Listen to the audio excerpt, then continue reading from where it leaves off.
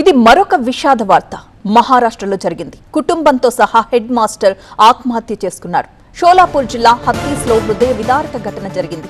భార్య తన ఇద్దరు కుమారులకు విషమిచ్చి అనంతరం తాను కూడా విషం తీసుకున్నాడు యోగేష్ బాలాసాహెబ్. పోలీసులకు 22 పేజీల సూసైడ్ నోట్ స్పాట్లో దొరికింది. షేర్ మార్కెట్లో నష్టాల వల్లే తాను ఆత్మహత్య చేసుకుంటున్నానని ఆ సూసైడ్ నోట్లో రాశాడు. నందుర్బార్ జిల్లా చౌగావ్లో ప్రధానోపాధ్యాయుడిగా పనిచేస్తున్నాడు యోగేష్. భార్య మాధురి పాటిల్, కుమారులు అధరు పాటిల్, సేవాంశ్ పాటిల్లకు విషమిచ్చి తాను కూడా ప్రాణాలు తీసుకున్నారు. ఆలస్యంగా వెలుగులోకి వచ్చింది ఈ దుర్ఘటన. గురువారం ఉదయం పాలు పోసే వ్యక్తి చాలాసేపు తలుపు తట్టినా ఎటువంటి స్పందన లేకపోవడంతో స్థానికులకు సమాచారం ఇచ్చారు. అనుమానంతో తలుపులు బద్దలు కొట్టి లోపలికి వెళ్లి చూస్తే కుటుంబం మొత్తం విగత జీవులుగా పడి ఉన్నారు. సమాచారం తెలుసుకున్న వెంటనే పోలీసులు కేసు నమోదు చేసి దర్యాప్తు మొదలుపెట్టారు.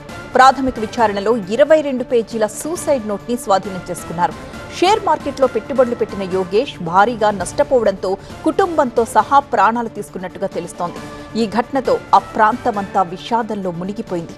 చదువుకున్న వ్యక్తి, ప్రధానోపాధ్యాయుడు లాంటి గౌరవప్రదమైన హోదాలో ఉన్న వ్యక్తి ఇలా చేశాడేంటా అని చర్చనీయాంశంగా మారింది.